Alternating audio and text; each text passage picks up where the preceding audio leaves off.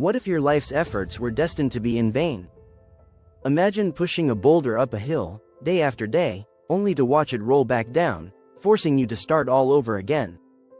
It sounds like a nightmare, right? Yet, this is the plight of Sisyphus, a figure from Greek mythology condemned to an eternity of futile labor. His story, though ancient, has become a symbol of the human condition, a metaphor for the relentless cycle of effort and failure we often face in our quest for purpose.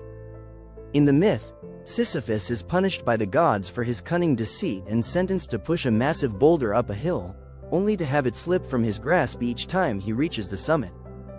For eternity, his labor is in vain, his efforts wiped out in an instant, leaving him no closer to achieving his goal than when he began.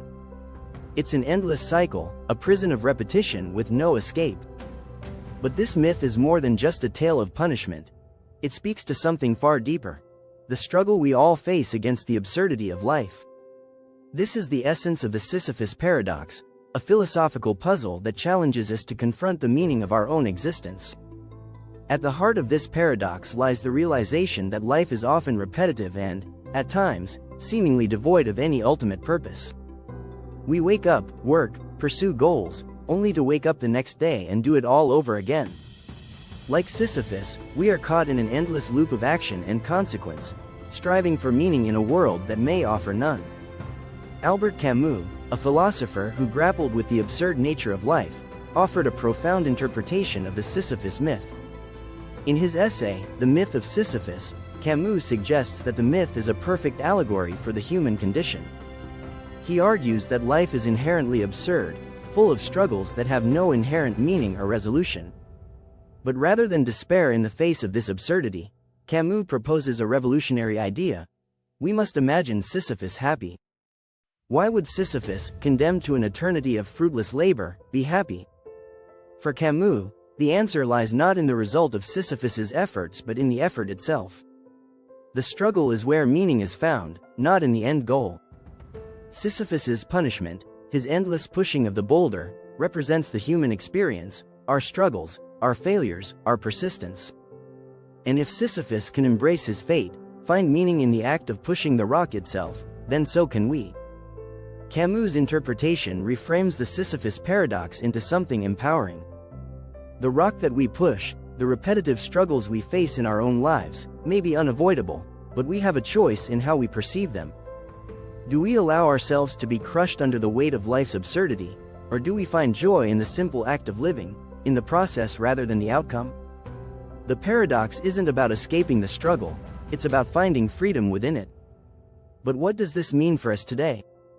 In modern life, the Sisyphus paradox shows up in various forms. It reveals itself in our personal goals, the dreams we chase, the careers we build, the relationships we maintain. We work toward milestones, hoping that reaching them will bring lasting satisfaction. Yet, often, we find that once we achieve our goals, we are left searching for the next thing to strive for. The process repeats. The boulder rolls back down, and we are once again at the bottom, ready to push it back up. Think about the nature of work. In many jobs, there is a sense of repetition, a feeling of endlessly doing the same thing without ever achieving a final result. For some, this creates a deep sense of frustration, a feeling that their efforts are meaningless. But what if we changed our perspective? What if we viewed each day's work not as a step toward a distant goal, but as an opportunity to engage with the present moment? Camus teaches us that happiness can be found in the act of doing, in the struggle itself, not just in the outcome. It's not about reaching the summit but about finding fulfillment in each push of the boulder. The paradox also touches on existential thought, the idea that human beings are constantly searching for meaning in a universe that may be indifferent to our existence. We seek answers, purpose, and significance, yet often these seem elusive. The Sisyphus paradox forces us to confront a difficult truth. Perhaps there is no ultimate meaning, no grand purpose waiting for us at the end of our journey. But rather than leading us to despair, this realization can free us. If life is absurd and without predetermined meaning, we are free to create our own meaning. Just as Sisyphus chooses to embrace his struggle, we can choose to embrace our lives, finding purpose not in grand answers but in our day-to-day existence. This shift in perspective can have profound implications. Imagine approaching your personal goals not with the expectation that achieving them will provide ultimate satisfaction, but with the understanding that the pursuit itself is where meaning lies. Each step you take, each effort you make, becomes valuable in its own right. The journey, with all its challenges and setbacks, becomes the point. In this way, the Sisyphus Paradox invites us to embrace the present moment, to find joy in the here and now, rather than constantly looking towards some imagined future. The same can be said for relationships. We often view relationships as goals to be achieved or maintained, expecting that once we find the right partner, our lives will be complete. But relationships, like life itself, are ongoing processes. They require constant effort, constant pushing of the boulder. And yet, it is in that effort, in the everyday moments of connection, communication, and growth, that the beauty of relationships is found. The end goal, the perfect relationship, may never come, but that does not diminish the value of the journey. In embracing the Sisyphus Paradox, we are not asked to give up on our goals or abandon our pursuits. Rather, we are encouraged to approach them with a new mindset, one that values the process over the result, the journey over the destination. In doing so, we free ourselves from the pressure to constantly achieve, constantly move forward, and instead, we find peace in the act of living itself.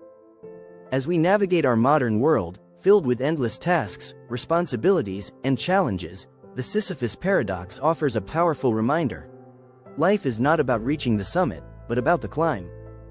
We may never fully escape the absurdity of existence, but we can choose to embrace it, to find meaning in the struggle, and to live with the understanding that happiness is found not in what we achieve, but in how we live. So, what if your life's efforts were destined to be in vain? Would that change the way you approach your work, your goals, your relationships? The truth is, whether or not our efforts are ultimately in vain is irrelevant. What matters is how we engage with the present moment, how we approach the challenges we face. Like Sisyphus, we all have our boulders to push. And like Sisyphus, we have the choice to find happiness in the struggle itself. In the end, the Sisyphus Paradox is not a story of despair but of empowerment. It reminds us that we are not defined by the results of our efforts, but by the effort itself. We are all Sisyphus, pushing our own boulders, facing the absurdity of life with courage and determination. And in that struggle, we can find meaning, purpose, and even joy. Thank you for watching, and if this resonates with you, I encourage you to share your thoughts in the comments. How do you approach your own Sisyphean tasks?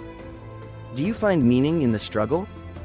If you enjoyed this video, be sure to like, subscribe, and join us on Embark True North as we continue to explore life's deepest questions together.